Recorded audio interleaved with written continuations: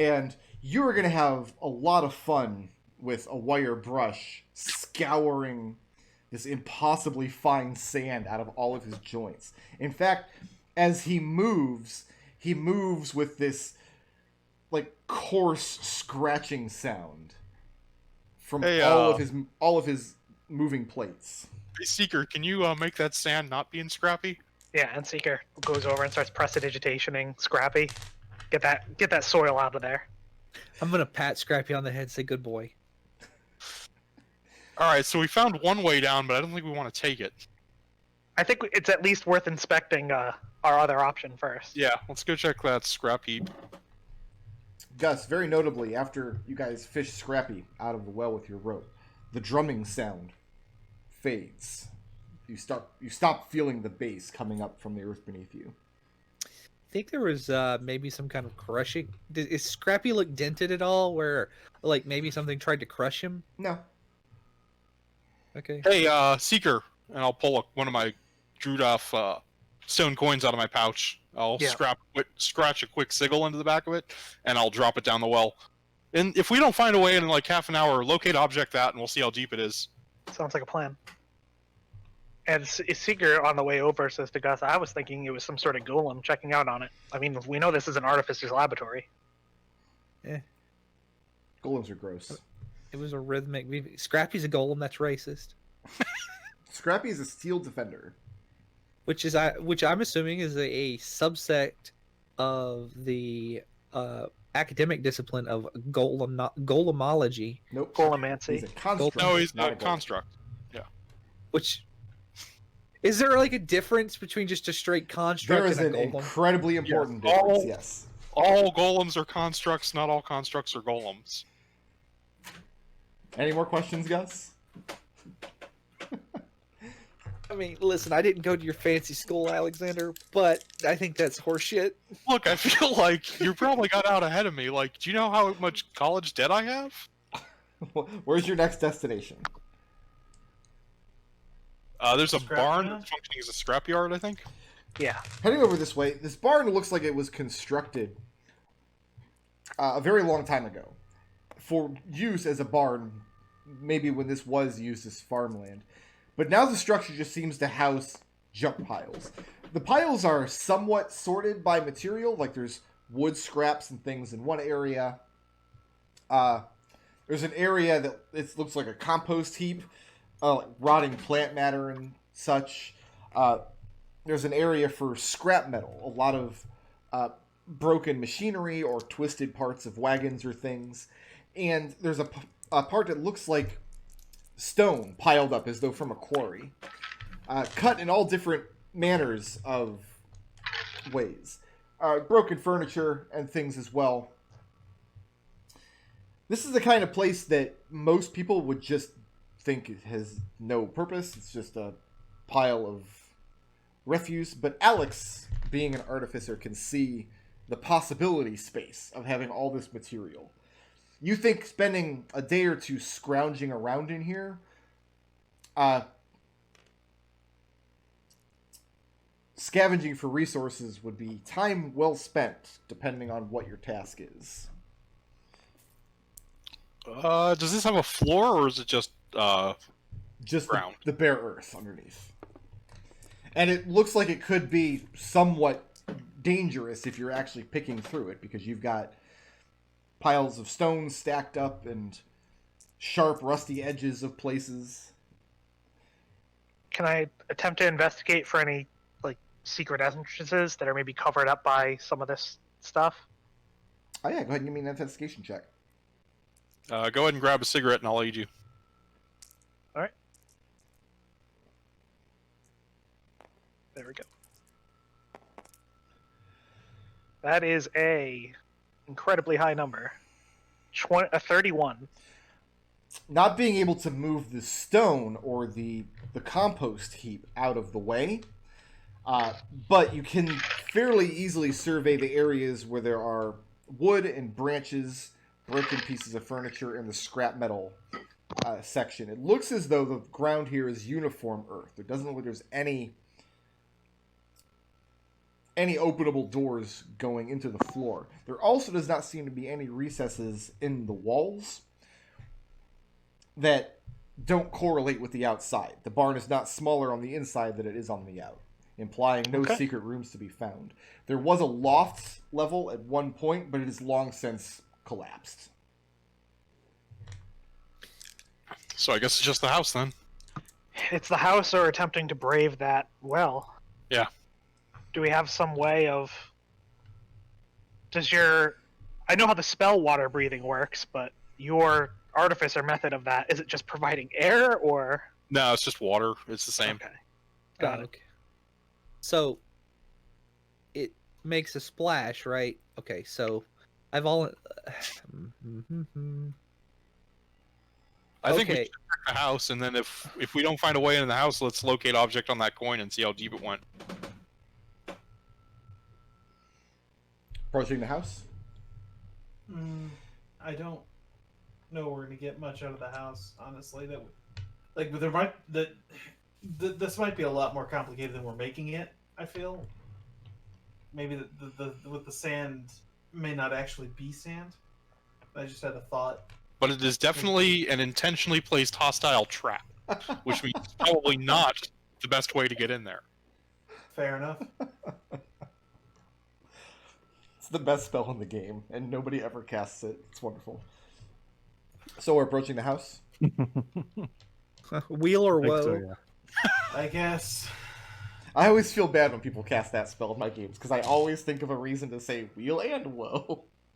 Well, here's the thing. I feel like in this instance, it would let us know there is a way out of it if it's wheel and woe. Like, yeah, it's woe because there's a trap, but there's some way out. I always overthink these things. Approaching the house, there are no lights on. It's a two-story structure. There are windows, but the windows are closed with wooden shutters at both the ground level and the second level as well. Going up the main stairway to the house and approaching the door, you see curled up in front of the door what looks like a miniature version of the steel defender that follows Alexander everywhere, except instead of the shape of a badger, it takes the shape of a house cat. And as you approach, the thing, quote-unquote, wakes up, gets up to its feet, stretches itself out, arches its back the way cats do, and then once it's sufficiently stretched, takes up a sitting position, and it kind of just regards you curiously as you approach the door. Who is approaching the door first? Alex will with Scrappy next to him. Okay. Well, Scrappy understands language, so hello there.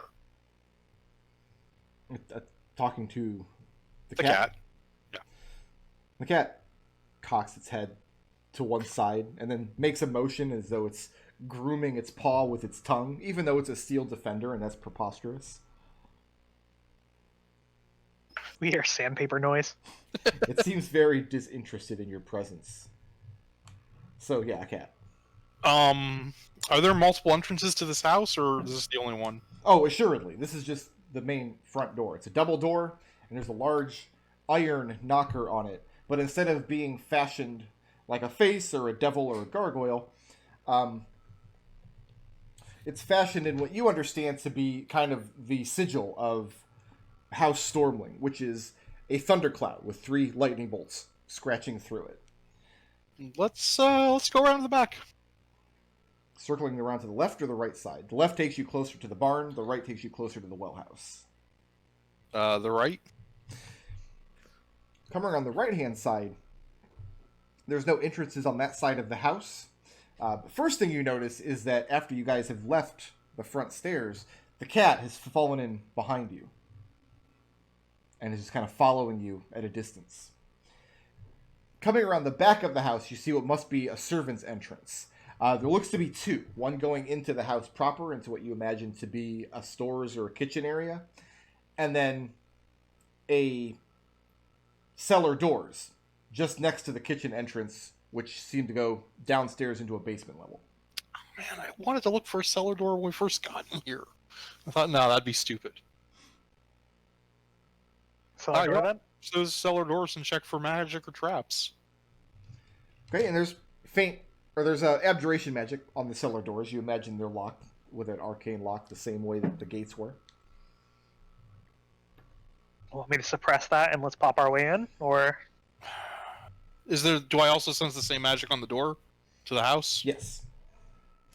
Yeah, I'd say the cellar makes the most sense. seems to make sense to me. Seeker looks over his shoulder unless you know the password. Are you talking to the cat? Yeah. Hey, Seeker. Yeah. Can you read the cat? If I say password and you know a password, what's the first thing that comes to your mind on the surface of your thoughts? Here's where I have an issue with you. Yeah. Don't think the cat has thoughts. I mean, the thing is, Scrappy understands language, so if it's a creature like Scrappy, Does Scrappy actually understand Yes. language, or is he just responding to? he can't speak, but he understands all the languages I do. I built that into him. What's Scrappy's intelligence score? 3. 3. Detect thoughts on a creature with that kind of intelligence score would probably not be enlightening. It doesn't work. In most animals, it's just going to be like, oh, where's my food or my mate? That's all you're really going to get. I don't have any idea what a Steel Defender's thoughts would be. Next time you ever detect thoughts, give Scrappy a probe. I can't. I can't do detect thoughts on anything that has an intelligence of 3 or lower. Oh, really? You Okay. can. You just... Oh, wait, does the spell say you can't? It says it's unaffected. Oh, okay. Yeah, it doesn't work. Okay. Scrappy's Yeah. not smart enough. Or is Scrappy too smart to have all the valuable information I've placed into him used against us? I think the idea is like animals don't have thoughts so much as they have like instincts and patterns Yeah. that they follow. But I don't know how that translates into a Steel Defender, and frankly, I don't want to find out. I was making a Chinese room joke. I always thought that 3 was like the low limit on sentient intelligence, but I guess it's changed in this edition. Now, a Tresson has an intelligence of like 8 or something stupid. No, it's dumb. It's like 11. A Tressum is smarter than your average person. Good. So what Well, are we your doing? average person is smarter than your average person. Let's dispel magic this stupid door. Yeah, let's Or- dispel magic this stupid door and let's make our way in. What happens if you dispel magic a Steel Defender? Nothing. The magic was Nothing. used to create them. Oh, okay. You suppress the magic on the door, and then you hear a voice from around the side of the house, coming from the front of the grounds. The voice is fairly loud. You can hear it from your position, but more than hearing it, you feel it reverberating through the house. The material structure of it. And the voice simply says, "Shall we enter the back door like burglars?"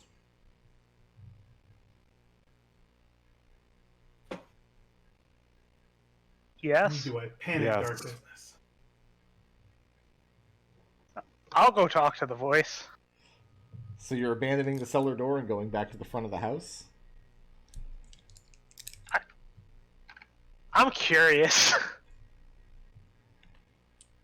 What's everybody I'm- else How doing? long does dispel magic keep it suppressed for? I think it's Just a open the minute. door and leave it open. That's a good point. Yeah, once you dispel the magic, I can pick the lock. Yeah, so while you're picking the lock, I'll go check on that voice. I'll go around front too because maybe There's not a we lock can- on the cellar door. Once it's suppressed, you can just pull it open. I'll just pull it open and take a look down there while Seeker's going around the corner. And it's stairs going down into a cellar. Who's going with Seeker? Gus. I'm gonna have Scrappy guard the front top of the stairs. I'm gonna duck down here real quick and check for a passage. You guys go deal with the voice. Alex, If you need anything, scream. make me an investigation check, please. Yep.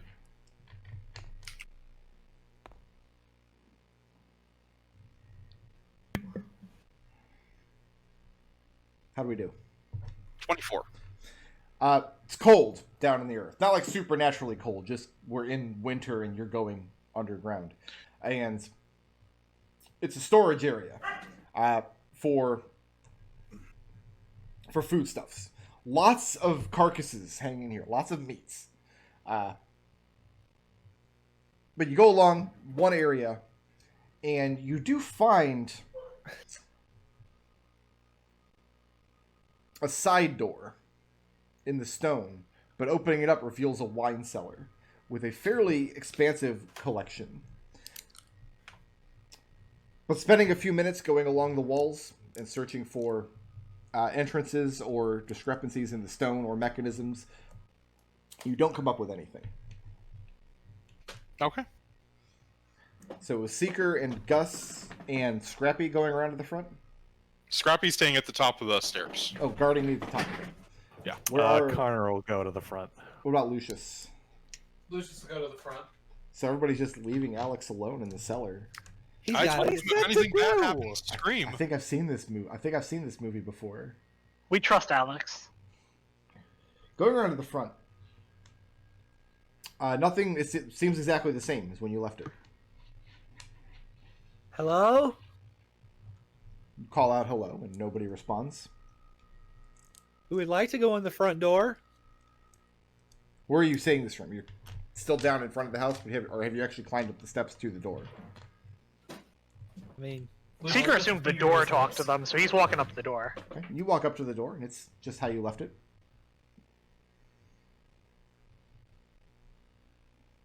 I'm gonna look down at the cat. Was that you? The cat is sitting out in the yard, some ways,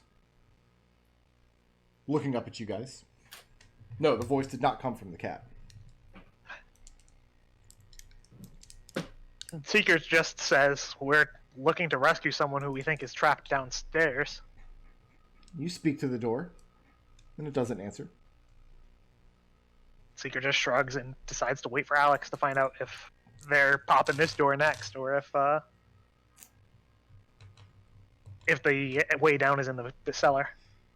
Yeah, Alex, after a few minutes, you do not find any other passages into or out of the cellar except the door that you came down. Okay, I'll pop back up and report that. And I'll say that nothing is talking to us over here, so I figure if anything is going to say anything, it'll probably be when we open this door. Gus is gonna shrug and reach up and knock with the knocker. Just boom, boom, boom. And when you do, you hear the same reverberating voice sound out. And as it does, the sigil on the knocker itself takes on a bizarre sheen to it, as though it's coated in oil, and the oils move along its surface in a mesmerizing pattern that matches the voice, which says, "Speak the name of my friend, whose voice reverberates as though the drums of time."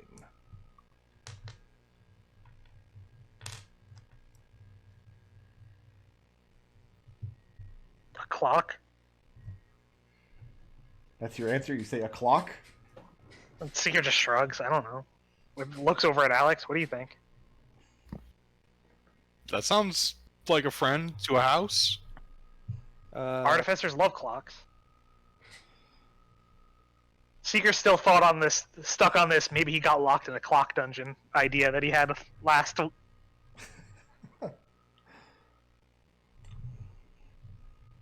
I don't know. What's the artificer's name? Not the owner, but the one we're looking for. Mad Metal. Yeah.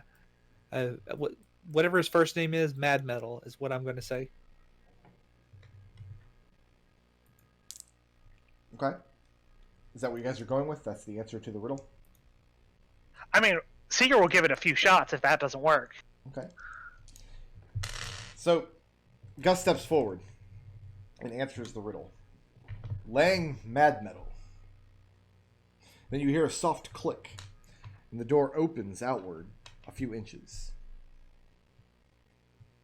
That's definitely a trap, right? There's no way. Maybe we should cast Detect Traps again. Yeah. Seeker opens his mouth to say that's stupid and then turns to face Connor. Find traps. Go. Casting Find Traps. Yeah. There is a trap around. There is a trap. Is it about disorientation or deception? The nature of the trap is teleportation. Yeah. Oof. Okay. That is not the right answer to that riddle. Just want to say, spell has come in handy twice now. Seeker Close the door. closes the door and then Yeah. knocks on it again. And the voice again reverberates through all of you. The oily sheen returns to the knocker. Speak the name of my friend, whose voice reverberates as though the drums of time.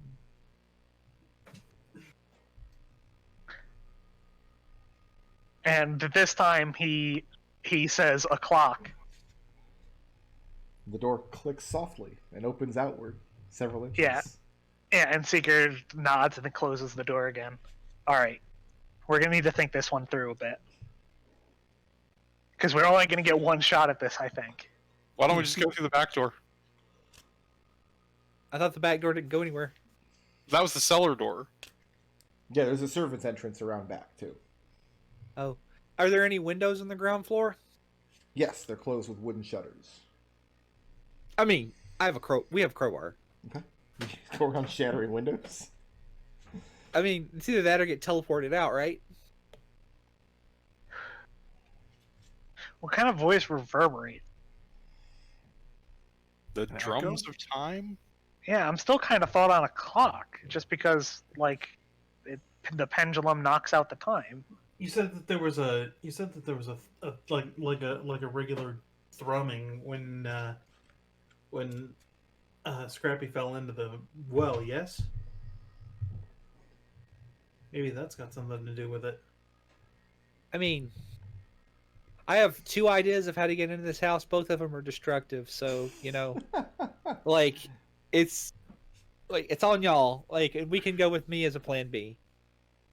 I have a hammer, and I can bust down a window, or you can fly me up to the roof, and we can go in. I can just put a hole in the roof. What is his riddle? One more time for me. Gus thinks he's playing Minecraft. Apparently. Would that not work? Apparently. He said, "Speak the name of my friend, whose voice reverberates as though the drums of time." So something that reverberates either time-related or rhythmically. Like a Because church time is bell? constant. Yeah, so like a bell, maybe. I was thinking a pendulum. Metronome. Yeah, metronome. I like a metronome. Is that what we're going with? Is Connor telling metronome to the door?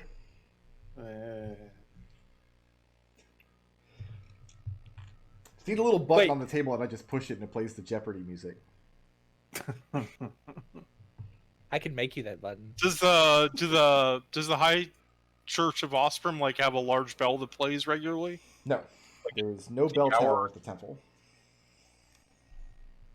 Okay. So here's what I'm going to do, right, when we get back, is on all of our magical locks, I'm going to have a magic mouth that says a riddle. And then if anyone answers the riddle, it sets off an alarm, no matter what the answer is, because the riddle's nonsense. That's actually a really smart idea. Yeah. No, you're right. And I hate it. Thanks, I hate it. What's the riddle gonna be? I guess you don't have to decide that today. Might be this. What's in my pocket? Okay, so again, seriously, we could just go in to the roof, and I could punch a hole in the roof. I'm pretty sure the Artificer didn't think to trap her roof. I feel like it's much more possible the entire interior is trapped if we try and go in. But just the entire place just teleports you in when you step foot on something. Maybe. Wouldn't the cost and be cost prohibitive to do that? Does she look like she's hurting for money? How do you guys feel about the tides? Tides make a lot of noise. I They're like that. rhythmic. That's actually really good. Yeah. Does anybody have a way to get back here quickly if they're teleported off? No, we'll Seeker. just send Scrappy. Scrappy, Well- I'll order Scrappy to go in there and then turn around and wait 5 seconds, turn around, come back out. On the impression that if it's a teleport that is benign, he'd be able to make his way back out. Right. Well, instead of that, just send the Tressum. You can teleport the Tressum back to you. Oh, hey. I can't dismiss the Tressum if he's not next to me, and I can't communicate with him if he's not within 100 feet. I can always build another Scrappy. Seeker just shrugs. I can always just teleport out. Okay. I know Dimension Door. Okay, so are we saying the tides? Yeah. Is I it feel better pretty to calm. send Scrappy with you? Like, you can bring Scrappy with you on a Dimension Door, right? Yeah. I Why think don't you that's a just good plan. bring Scrappy with you? Okay, so you step up to the door and you sell the tides. Yep. And the door clicks, opens up a couple of inches. And I keep a hand on Scrappy and I walk in. So opening the door wide enough for Seeker and Scrappy to enter, opening up into a handsome foyer. Nice little sitting area on one side, some well-maintained plants. And then it opens up into a larger hall past that, above which hangs a great chandelier. Currently unlit. No lights at all inside the place. No candle lights. The windows are all drawn shut that you can see from the inside as well.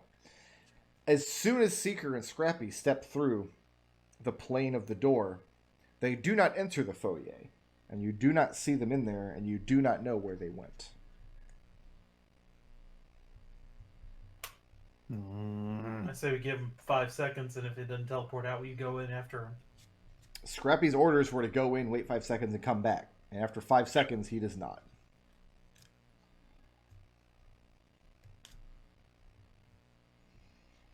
No Seeker?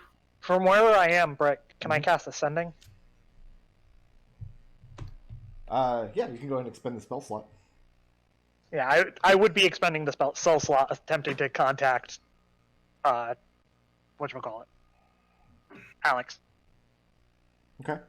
And you do that. Alright. What's next? Oh wow, that means he's what, on a different plane of existence?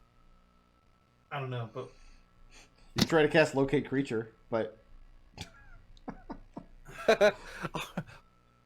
Sorry, but our divining rod. Well, Gus is. So- That's exactly what Gus says. Welp, and he just walks to the door. Gus steps into the door, and once again you see him enter the foyer, but he's not in there, and you don't know where he is. So it's just Lucius and I outside now? And Alex. Oh, and in Alex. for a penny. Lucius walks through. And again, Lucius walks in, and you do not know where he went. You want to try a different password before we go through? No. Alex goes over to one of the windows and pops out his crowbar and pries the shutter off. Nice. Then uses his thieves' tools to try and get under the latch and open it. And it's pretty comically easy. You just pop it's just a wooden shutter. You just get in, pry it open from the outside. You hear something break on the inside of the window. Yeah. And it opens into a small drawing room where there's a large hearth that stands cold. Alex pulls his gun out, loads a bullet into it, and jumps through the window. Okay. Connor, you watch him jump through the window into this small sitting room. And you see him enter the room, but he's not in there after he jumps in, and you do not know where he went. Connor just sighs, rolls his eyes. Connor's like, they're not adventurers. Ah. Now you have two options.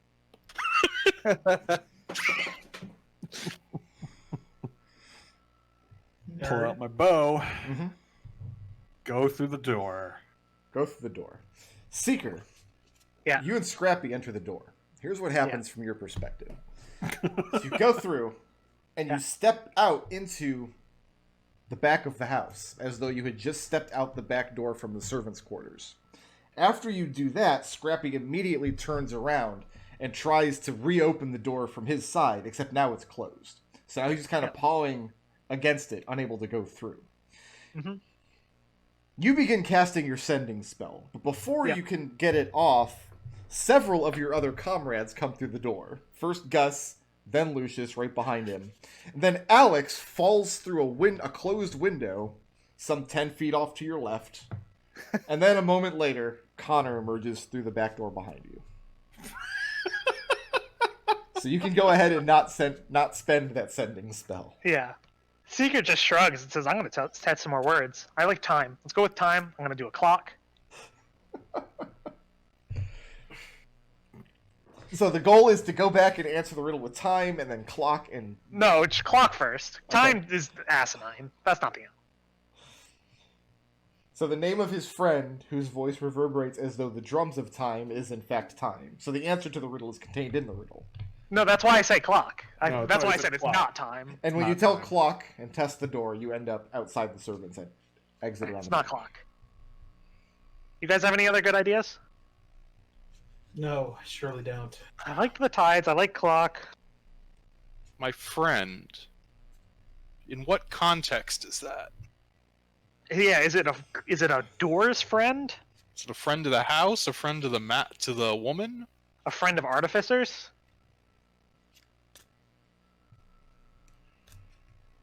Reverberates. A key? I feel like sometimes we've bitten off more than we can chew a little bit. You want to go through the We well? haven't bit off more than we can chew with highlights for children. Because that's the other option right now is the well. No, the other we still have plan F, which is fly me up to the roof and I will bust a I hole went in. in through the window. Yeah, Right. you're gonna come out of the floor and die. You're gonna end up in the cellar. Isn't that where we want to be? No, we No. want to be way below the cellar. We want the sub basement. How far down is that pebble? Let's go find out. How long can you hold your breath? I have a 14 constitution, so what is that? It's like 4 minutes? Connor, how strong are you? Not very. Why? Damn.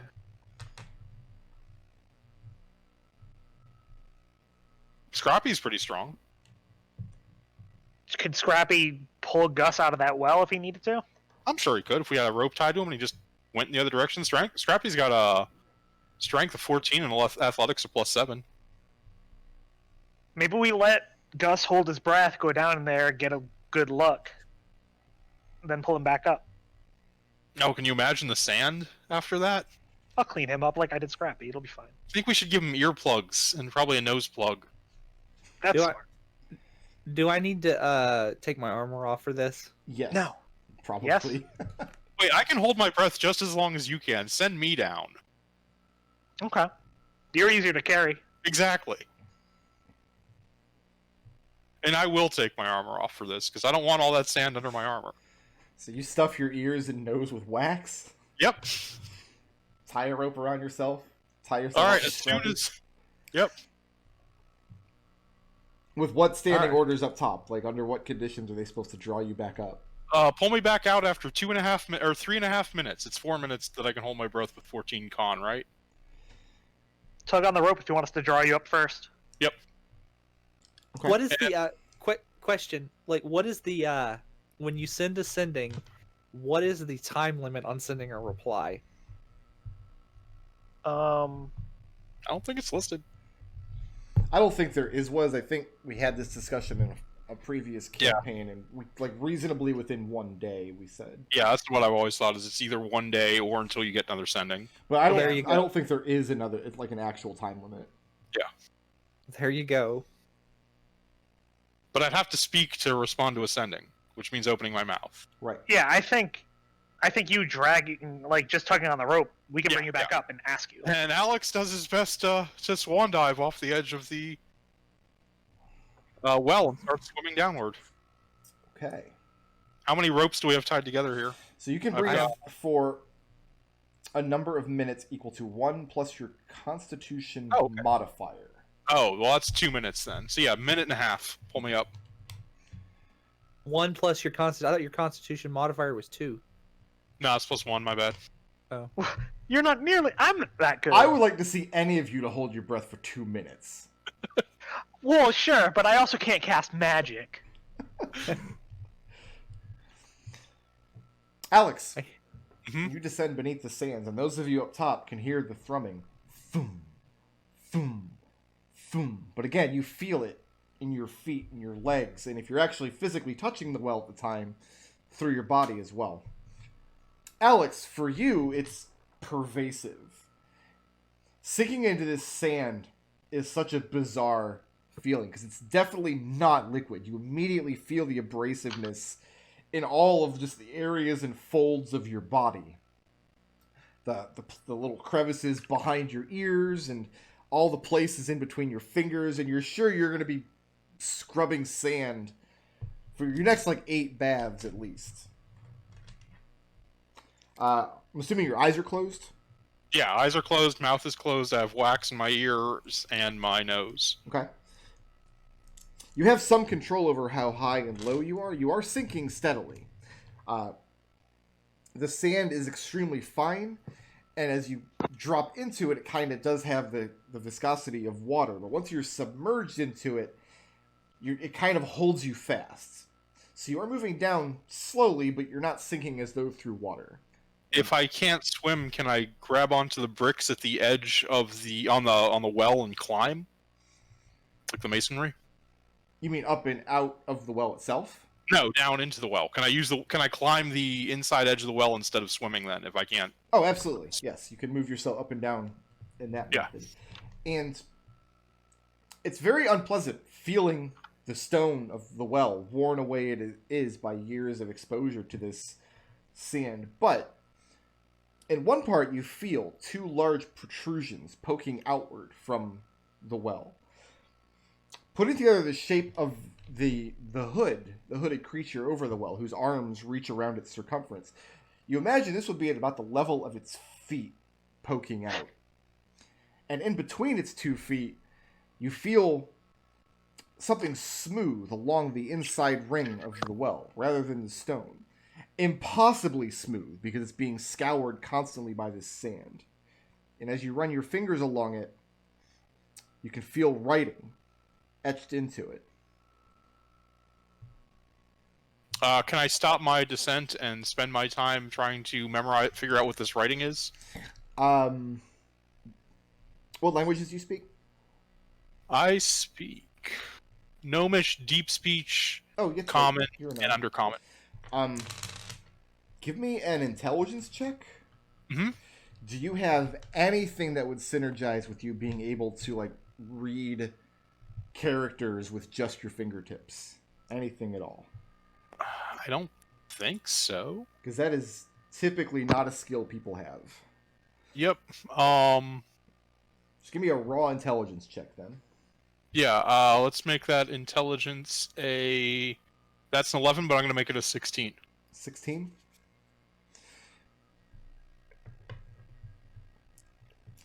You're pretty sure the characters are Dwarven script. Mm-hmm. And it's short, so it must be a single word. Mm-hmm.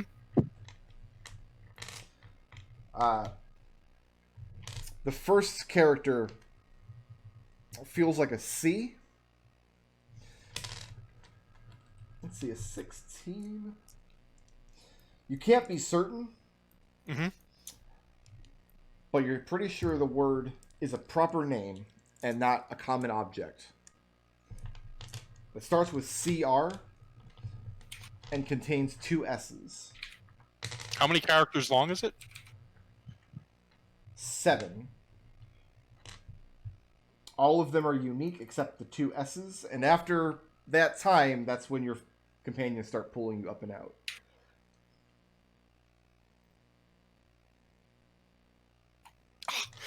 Seeker, prestidigitation, please. Yeah, and I'll begin doing so. And no amount of prestidigitation gets the sand out from behind your ears. So it starts with the letter C and has 2 S's in it. Who here knows Dwarven? I know Dwarven. So if I had gone down the first time, we wouldn't have to make. You wouldn't have. Yeah.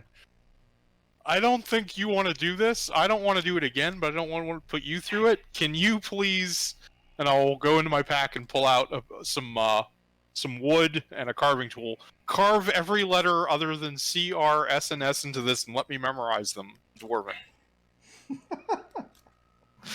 Because believe me, Gus, you don't want to go down there. Gus will shrug at him and go. No, and Seeker puts a hand up and then says, "I've got a better idea." Mm-hmm. And he reaches into his pack and he pulls out a few pieces of paper and some chalk, and he says, "Make a rubbing." I'm worried it's going to get scraped away as I make my way up, but I can try. but let's do both just in case. Yeah, Gus can work on his dwarven bit, and we can do this with you. Give you a quick dip. I'm glad that I have chalk. A quick dip. Yeah. Okay. So you're going to send him down to make Okay. a rubbing. Yep. Yeah. Alex, you're going back down into the sand? Yeah, This is the worst day of your life. it is. If any, Glad I have wax. Wouldn't want to get this out of my ears later. there's a great John Mulaney bit where he says, "When I was a kid, I thought quicksand was going to be a much bigger problem." Like, in all the cartoons, you're always avoiding quicksand. And everyone always tells you what to do when you fall in quicksand. Yep. So you willingly go back into the sand pit. Yep.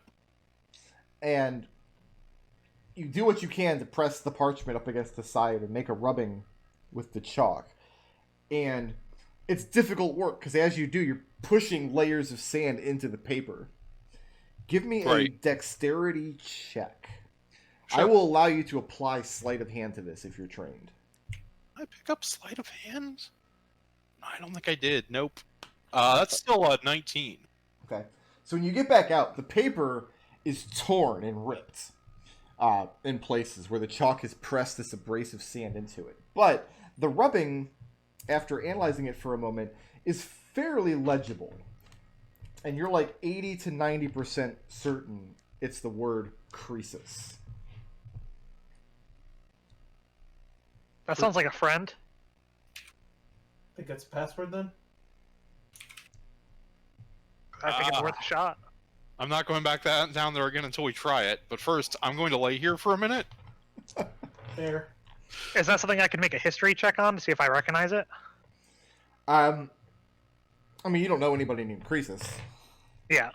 I am actually, before we leave, I'm going to grab a vial of this sand for study later. Sure. Dip your hand in and fill up a small vial of it.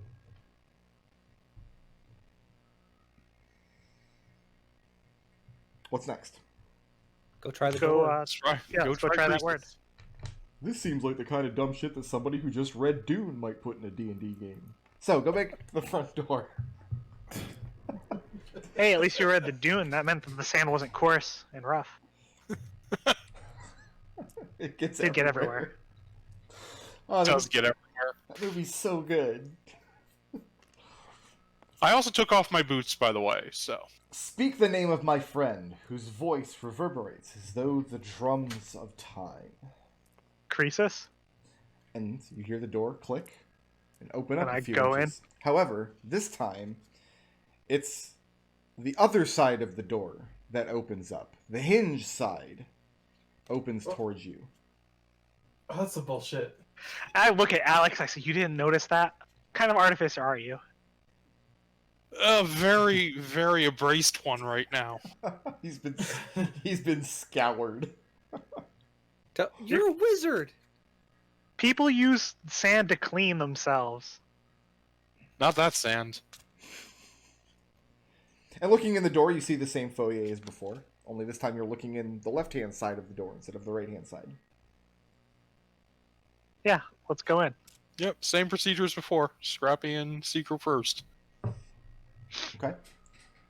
Seeker and Scrappy enter the foyer, but you do not see them arrive in the foyer. And they're not in there when you look through.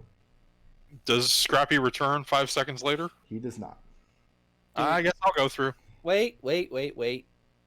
Gus is just give me a minute, and Gus is gonna like jog to the back of the house. And nobody is standing back there. And he's gonna jog to the front of the house. Okay, he's not back there. Let's go. Alex has already gone through the door while you're jogging.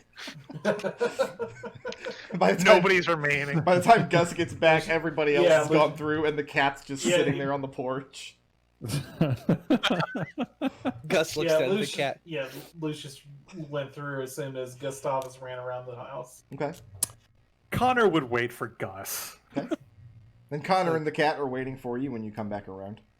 And Connor shrugs. They wouldn't Gus, wait. really? Don't. I'm the new guy, okay? And Connor walks through. And Gus, it's just you and the cat on this side of the door. Gus looks down at the cat and says, "I need to get a new job," and he runs through the door. And we come back next week. I have, starting here, a Clockwork Dungeon to run you all through. Told you guys. Told you it was a clock. Clock. No, it was Croesus. And when Gus comes through, he says, "Really, Gus? I could have been in danger." Gus is going to grab Seeker and lift him off the ground bodily and give him a noogie. Oh no.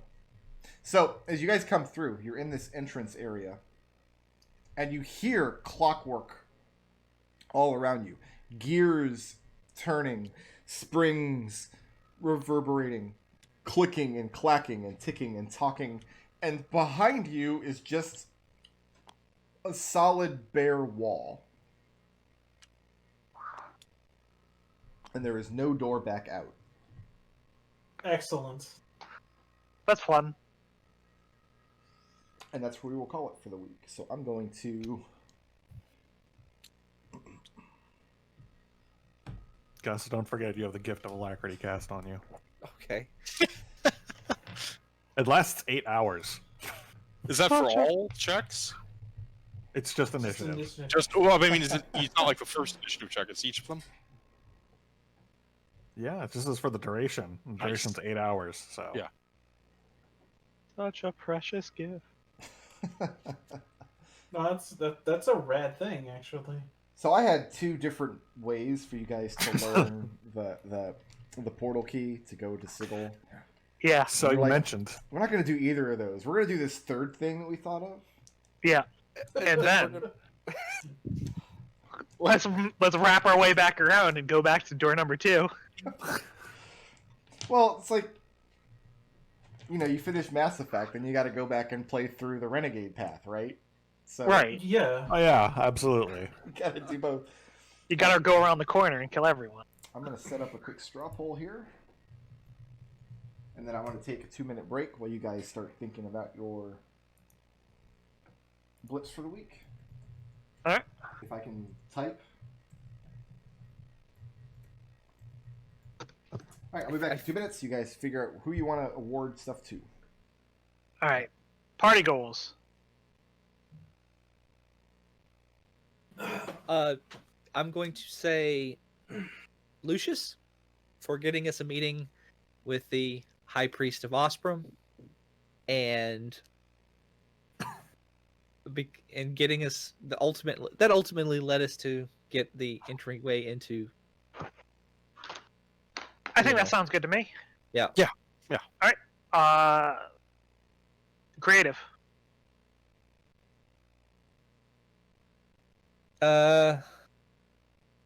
Alexander For getting the no wait, that was Seeker's idea for doing the rubbing. Alex just jumped into the sand. Alex jumping into the sand twice. Do you want to just make that badass, or did someone have a better one? No, that's fine with me. All right, intangible. And everywhere. Intangible. That is Connor. I want to say Connor for just at the end, not saying anything the entire meeting, and then just going.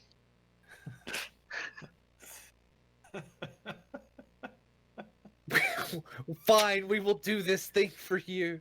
The thing is that he genuinely wants to do this. He's just really mad that they were coerced. That'll come up when I explain my lips. I was going to say that. I was going to say yes, and his learning about the hand. So mad about this. Oh, we're just getting rid of vampire hand, NBD. Okay, like Gus is explaining to you, like him. He's like, "Oh no, I wanted to throw it into the elemental plane of fire, but they won't let me." Why won't they let you? That's a great idea. Get rid of it. I have a mission from God. Why does no one respect my God? Well, first of all, he's Garl Glittergold. Second of all, you do not have a mission from God. You just keep saying you have a mission from God. yeah, but that's kind of the joke. now. Gold, that's kind of the joke. Now we gotta go find a fork. What the fuck? I really thought it was a Biden. I didn't realize it was a trident all this time.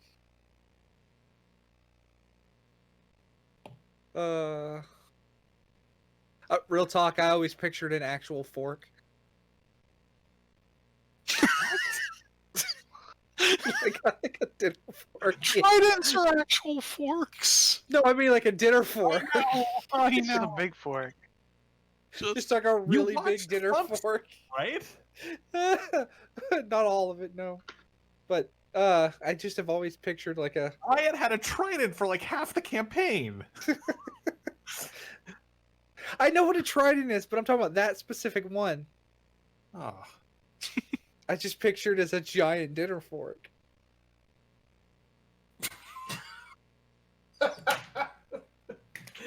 McDohl's done. He's out. No! He's checked out. He's done. He can't anymore. No. He just can't even anymore. She's a pirate guy. Well, wait, hold on. If it was a fork and it has 4 prongs, does that make it a quadrant? It would.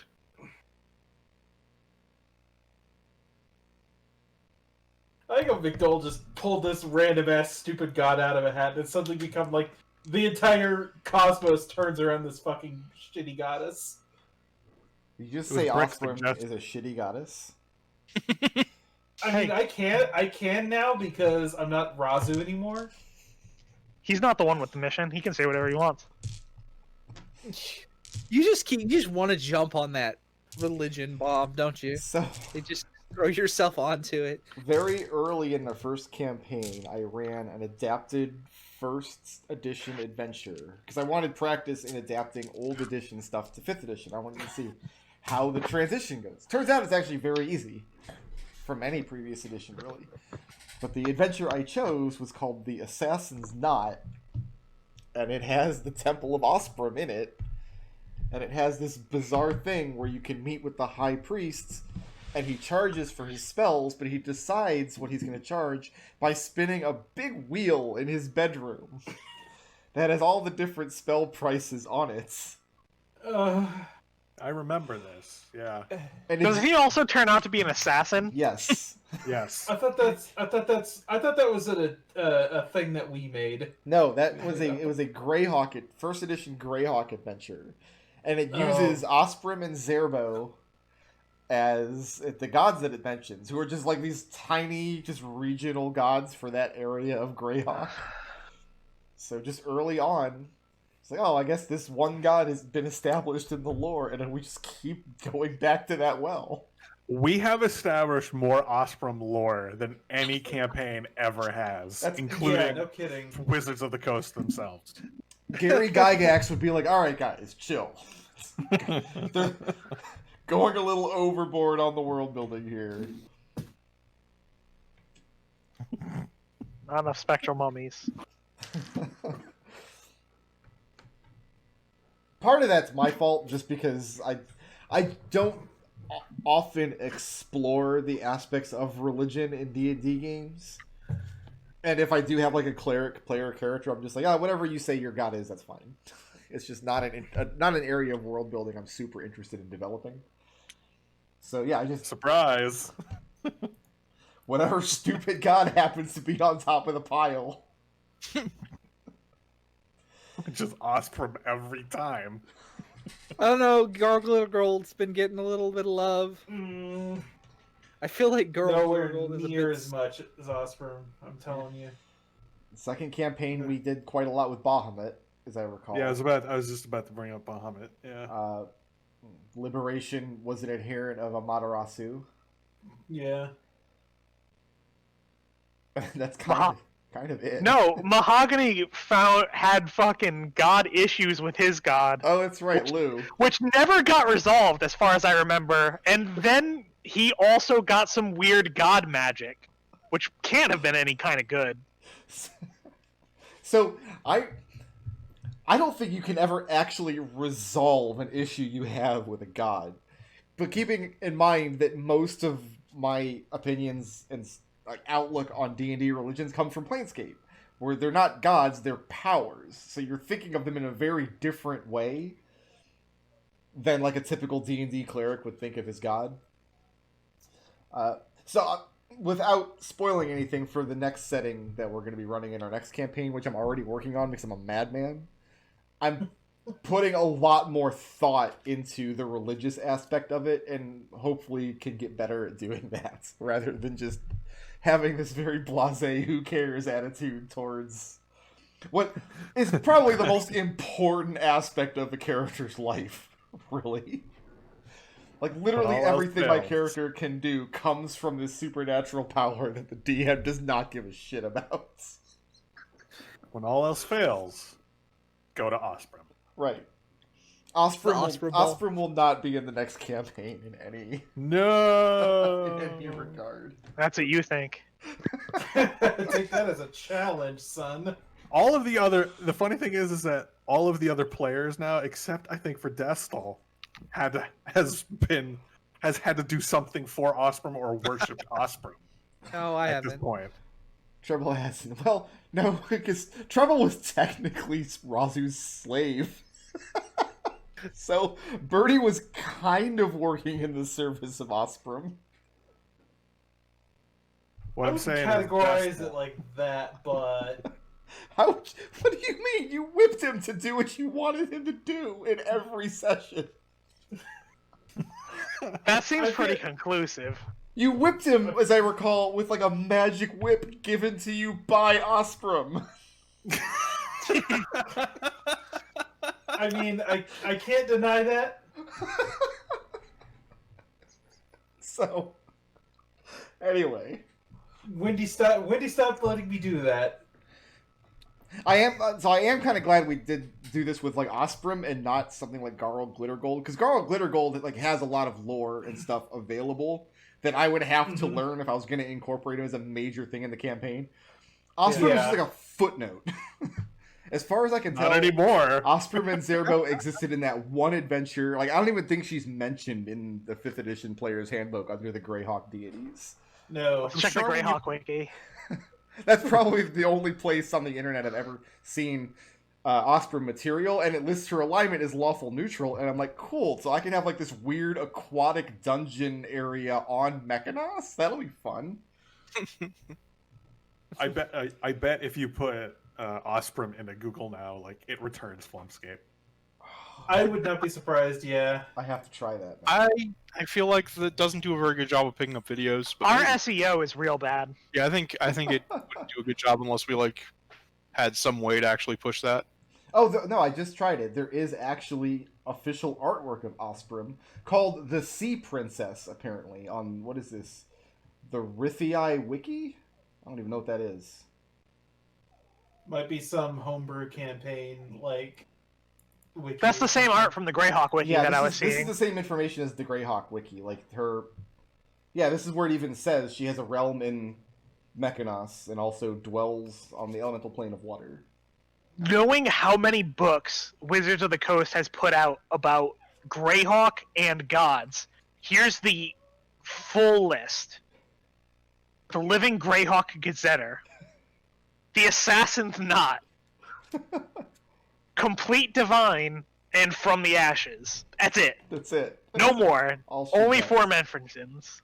So the Assassin's Knot is actually like episode 2 in like a 3-episode adventure trilogy in Greyhawk. But I don't think she factors into all 3 of them. We're the only people who have done anything with this deity since 1981. So. But you see here she's holding the Kodrashi fork, which I invented. It doesn't say anything. Nope. I had to give her a fork. Anyway. That's our Osprem adventure. Who wants to make the case for Blips this week? I'll go. Alright. I've got Chaotic Good. Good is only taking from those that can afford it. Chaos is taking them for all they're worth. For going into that meeting, hoping to get access to the portal, and then also just getting him to look over that hand artifact, because he mentioned artifacts. Mm-hmm. I've got Opportunity is Everywhere, if you can see it, for immediately saying yes to the mission, because he's sure he can find some upside to it. And I've got Anybody Can Be Fooled Except for Me, for being the only one going into that meeting and then immediately saying, yeah, I'm using deception. Who else? I'll go. Okay, Lucius. I have knowledge is paramount for insisting on being the one who is going to remember this key phrase that's going to get us out of Sigil eventually. Okay. I have double or nothing for going into the crazy door after Gustavus was out casing the joint. Okay. It's like, no, we're this is no. And then I have my alignment lawful neutral. Take your place in society, work well for your fellow people, take care of your own for making the arrangements to go see the High Priest of Osprem. Okay. Which, by the way, was the aspect of the session that wasn't planned at all. I didn't... That's not how you guys were supposed to learn the portal key. You broke the adventure. Thanks. Who's next? You're welcome. I'll go. Okay. Wasn't me this time.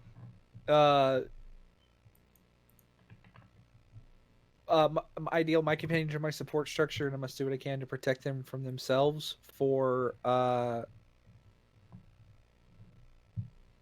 immediately going welp, and then just following Seeker through the portal after like a 5-second pause when he didn't come back. Mm-hmm. And Drunk Gus says hello for telling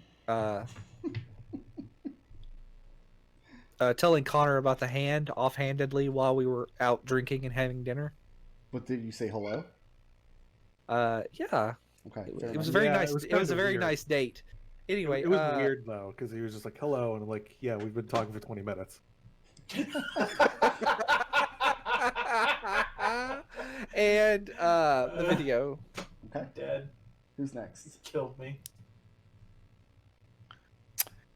Connor will go. Connor, go.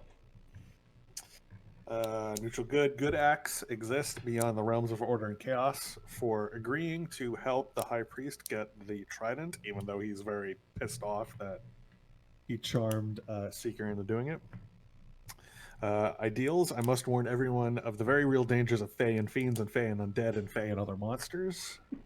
For, shit, it went out of my head. You were looking to get the face spray shot. Thank you. Yes, that was exactly it. Face spray. Yeah, that's right. Yeah, the face spray. Face spray. And can't think of my flaw, so I think that's it. And that leaves Alex. So I've got Flaw. I'm sure we can handle this for agreeing to go find this mystical fork of Osprem. Mm-hmm.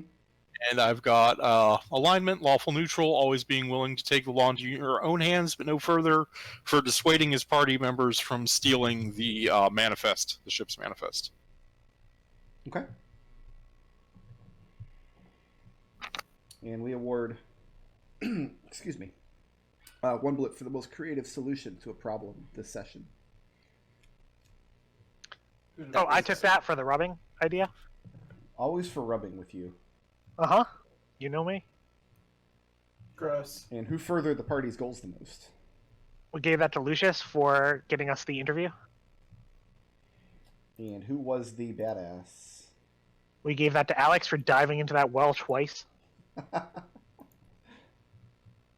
intangibles? That was It was Who was Connor. Connor, but Or- why? Like, why was it Connor? There was a good reason. I feel like it's the face spray at this point, but I'm sure that's The not face spray was real good, but it wasn't that. It But was I like the just face spray. It was just the petulant.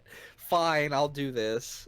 Into the high school. Oh yeah, just being completely silent at the meeting and then saying, "Looking forward to doing this." Looking forward to doing business with you, sir. Seeker's the only one that came into the session with fewer than 6 blips. You came in with 3. Everybody else is rolling theirs over. So, Alex, you're rolling over 3. Oh, blips are worth... We're at level 9 now, correct? Yeah. Blips are worth 533 experience.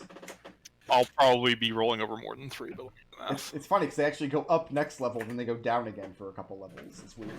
Oh, we're at that point of the Yeah, campaign. we're getting there, about the midpoint. So yeah, Alex, you're rolling over 3. Connor, you're rolling over 4. I'm sorry, you're rolling over 5 because you took the straw poll this week. No, 4. That's counting the straw poll. Alignment, ideal, intangible struggle. That's 4. Did I count correctly? That is 4. Thank God. That does count. Let's get a somehow horse to do it. Oh. 1, 2, 3, 4. Gus is taking 3. Lucius is taking 4, and Seeker, you're earning 4. And so, are you coming in next week with 6? Yep. So you're rolling over 1. Okay.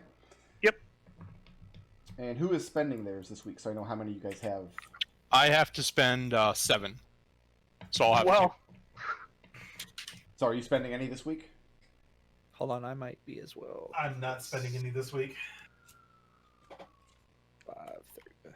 Hold on, let me do math, and then I will let you know. Destil, did you say that you're going to come in with 2? Yeah. Okay. 2, 2, 3. Seeker's coming in with 6. Yep. I do Okay, like how our levels are staggering now because that means someone else can have spare blips to, pull somebody's ass out of the fire. One of the biggest pet peeves amongst players when I read like the various subreddits is they all say like, I hate when the party has different levels. Yeah. I have never noticed it to be a problem. No. Especially not in 5th edition. And I've had characters who've been 2 levels apart. Like back in 2nd edition, 2-3 levels apart. Like the adventures still never broke, but you could tell when you were 3 levels behind somebody. In 5th edition, there are a couple like keystone levels. Like level 5 is a big one, and level 11 is a big one. So you can notice it like the party is level 4 and has one person who's reached 5, and they've got their extra attack or their fireball spell. But both as a player and a DM, I have never noticed a major problem having character levels staggered a little bit. I'm going to go in with 1 blipped, Going in with and I'm going to be level 9. Okay. So Connor, Lucius, and Seeker want to come in next week with 6. That is Yeah. correct. We in a dungeon, boys. We Let's have a see. dungeon now. It's dungeon time. Gonna be 6 blips. It was ready to go at last week, and every time you guys, it felt like now we're gonna go to the manor, to Stormling's manor, where the clues are pointing. But I tried to drag them here, Brickroad. I did know, too. I I saw where the chromes were going. I know you did. And for once, no. I was like, I hope they listen to Nodal. No, 0 blips. Sorry. Hey, you know what? We did. We listened to Nodal this week. 0 blips for Gus. Yeah. 0 blips. Okay. And now we have a quest from a god. Oh no, you didn't need to listen to me for that. That was not a debate. You got shanghaied. I feel like I'm being typecast though. It does feel like whenever I have to improvise like a major story hook on the spot, I always just have somebody converted to Osprem. Like this is my go-to. Anyway, That's okay. I'll do it for us. It's gonna be a real bummer for everyone when I kill Osprem this campaign. I'd really rather you It's didn't. too late. She's become too powerful. We'll be back It's next true. Sunday with this amazing Clockwork Dungeon, which I'm sure Treble looks at every week on the video, even though he's not supposed to be able to see it. Yeah, that is true. He can see the things.